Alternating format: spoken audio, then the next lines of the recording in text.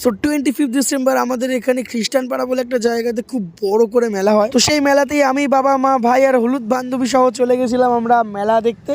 আর এই হচ্ছে main church, মানে এটা বড় চার্চ, এখানে মেলা বসে। তো সবার সঙ্গে আর কি ঠাট্টা শেষ করে আমরা ঢুকলাম চার্চের ভিতরে। আর চার্চের ভিতরটা জাস্ট দেখো কি অসাধারণ সাজায়, প্রত্যেকবার ভালো করে, বাট এইবারের জন্য একটু বেশি সুন্দর সাজিয়েছিল, জানি না কেন, বাট দারুণ লাগছিল। তো তারপর হলুদ বান্ধবীর সঙ্গে এই আর কি ঠাট্টা করে কিছু ফটো তুলে যেই বেরোতে যাচ্ছিলাম, হলুদ বান্ধবী তার গলার স্কার্ফ আমার গলায় দিয়ে দিচ্ছিল, কারণ তাকে নাকি দেখতে ভালো লাগছিল না এই জন্য। সো তারপর গলায় স্কার্ফ জড়িয়ে আমি চলে গেলাম মেলাতে, আমরা সবাই চলে গেলাম মেলাতে। আর এখানে মেলায় বলা হচ্ছিল যে আমায় নাকি নাগরদোল্লায় উঠতে হবে, যেটা আমার পক্ষে কোনো দিনই সম্ভব নয়। তো তারপর হলুদ বান্ধবীকে আমার বাবা তার পছন্দের একটা কানের কিনে দিল। অ্যান্ড দেন আমি আমার মায়ের সঙ্গে একটা খুব বিশেষ প্র্যাঙ্ক করছিলাম, যেটা আমার মা ভীষণ ভয় পায়, মানে ফেক স্নেক নিয়ে যে প্র্যাঙ্কটা হয় সেটা আমার মায়ের সাথে করছিলাম।